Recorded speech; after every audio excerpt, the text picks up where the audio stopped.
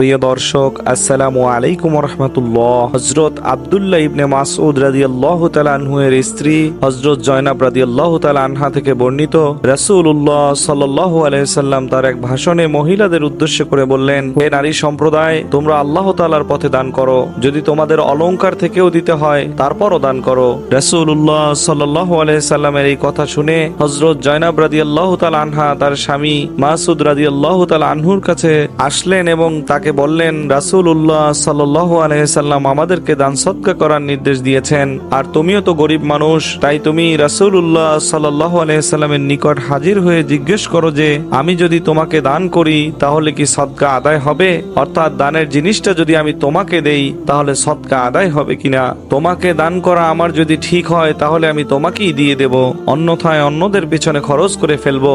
স্ত্রী জয়নাব রাদিয়াল্লাহু তাআলা আনহার কাছ থেকে শুনে স্বামী মাসউদ রাদিয়াল্লাহু তাআলা আনহু বললেন, বরং তুমি নিজেই রাসূলুল্লাহ সাল্লাল্লাহু আলাইহি সাল্লামের কাছে গিয়ে এই কথাটি জিজ্ঞেস করো। পরে জয়নাব রাদিয়াল্লাহু তাআলা আনহা এই কথাটি জিজ্ঞেস করার জন্য রাসূল সাল্লাল্লাহু আলাইহি সাল্লামের কাছে গেলেন যে স্বামীকে দান করলে সদকা আদায় হবে কিনা।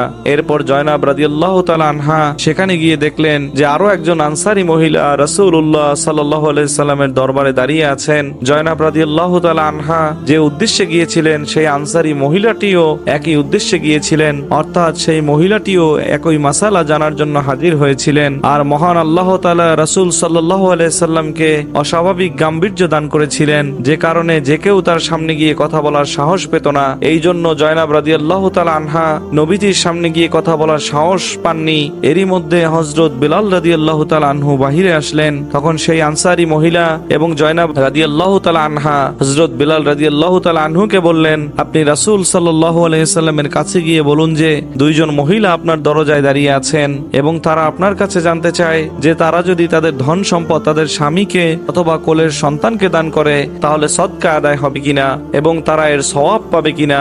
তবে আপনি রাসূল সাল্লাল্লাহু আলাইহি সাল্লামকে বলবেন না যে আমরা কারা। মহিলাদের কাছ থেকে কথা শুনে বিলাল রাদিয়াল্লাহু তাআলা আনহু রাসূল সাল্লাল্লাহু আলাইহি সাল্লামের কাছে গেলেন এবং এই প্রসঙ্গে জিজ্ঞাসা করলেন। এরপর রাসূল সাল্লাল্লাহু আলাইহি সাল্লাম হযরত বিলালকে জিজ্ঞেস করলেন এই দুই মহিলাকে।